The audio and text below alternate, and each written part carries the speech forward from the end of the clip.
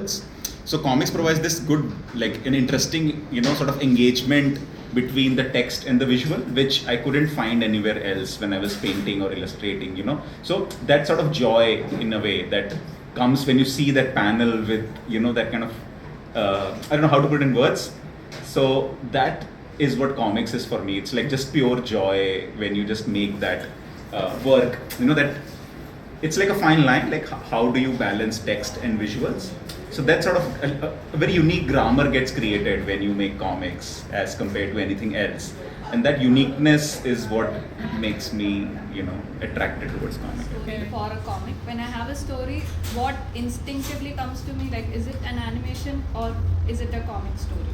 So when I was thinking about matinee, when I heard the log, like when my mom shared the incident with me, I instantly knew that this has to be a comic and not a film. Like in my head, it doesn't work as an animation film or a live action film. So in that sense, I think it's more instinct for me. And also I agree with whatever they said, because even in animation, even though it's a very self process, you have to involve more people in animation when it comes to sound and like putting them to all the shots together. But comic is a very, very personal journey, which I really like. A Superman comic in my house. I was in LKG, UKG, and the cover is not there. And in that Superman, basically, whenever somebody flashes a camera at him, his eyes burning. His eyes burning. Yes, I know that one. So when I dressed as Superman for the UKG fancy dress competition, but I don't like Superman. Oh. I mean, I cried when he died, but I don't like Superman at all. Like, I'm more of a Batman. We talk about this. Spoiler alert. Yeah, but again, so, and I'm not, I don't read a lot of superhero comics now, but I think I'm a writer, so I don't have the luxury of drawing, on paper. Like, it's not, I have to like collaborate with somebody. What I love about comics is, that as writers, you get to work with all these artists, right? Like, for the longest time, my biggest regret, even though I went to an ID, is that I never put serious effort into drawing. Like, I don't draw. And you always regret the fact, because when we look at our art friends, the first thing to get show is a sketchbook. We like love sketchbooks. So like all our friends, and you see now Instagram, you go, is like, even for artists, I think it's like your imposter syndrome. But for writers, you're like even more like, I wish I could draw these comics, right? But I think what I realized as a writer is that liberation was so cool that you can write a story and then you give it to an artist and they interpret it in their own way. And for us, I think it's been a joy of collaboration, because you're working with such a small team, but they bring life to your stories. And then, like, if I were to work with Kalyani, or if I were to work with Ita, or they're all interpreted in completely different ways, right? So that is a huge freedom as a writer that you have, because if you're an artist, then you're stuck in your style.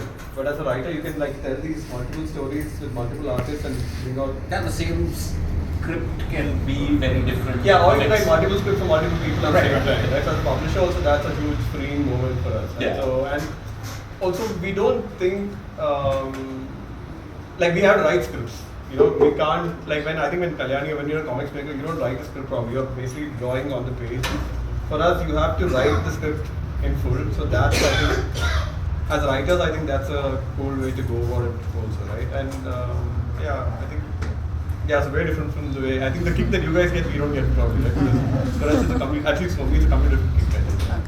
Yeah, I think in drawing these things are very, sorry, but yeah, this but I think idea. There are artists who have asked me, how do you write scripts for comics? Then we write page 1, panel 2, like, but artists, then I realized they don't do that because they have it in their head. Right. But something I personally feel, I think Pratheek would also, I think he has also felt the same. Compared to other mediums of storytelling, in comics we are slowing down time.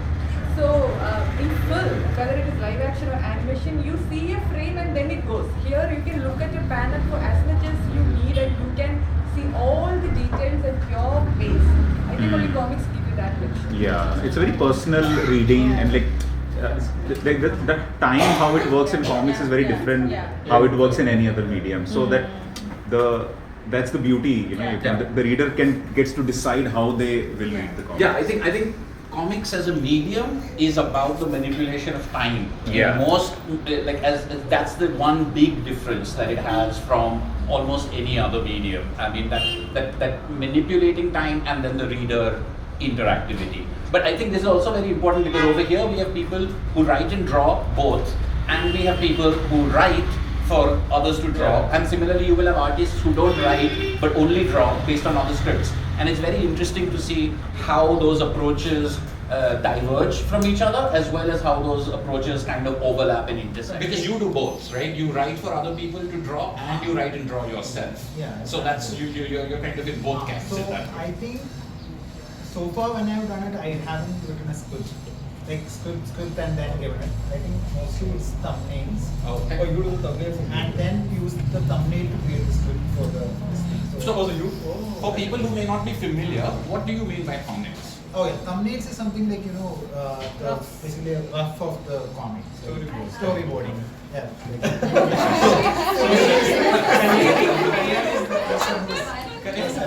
Those of since you don't have my comics in your bag, I feel very excited about everything else in there. This is for me, this is one of the most interesting part of a comic, because this is where the magic is really happening. Because this is where you're figuring out the story, right? Like these are roughs basically, but here a lot of life is there in the comic, and then obviously you provide more details and everything to it. But here in this raw format is where you are really figuring out the story. The characters are moving around, all those things. So for me, I have to do the thumbnails mostly. I think I have done an anthology comic called Panelists, where I had to adapt certain stories. Like I received a story from my mom about her childhood, so I had to convert it into a comic story. So I did the thumbnailing part of it and then converted it into the comic script and gave it to Padma. I had to do it. Like Padma was the illustrator of the comic, and totally a different output came. So, but you don't give her your thumbnail. No, I never give her a thumbnail because Padma told me like don't give her a thumbnail because she wanted her vision to be the illustration.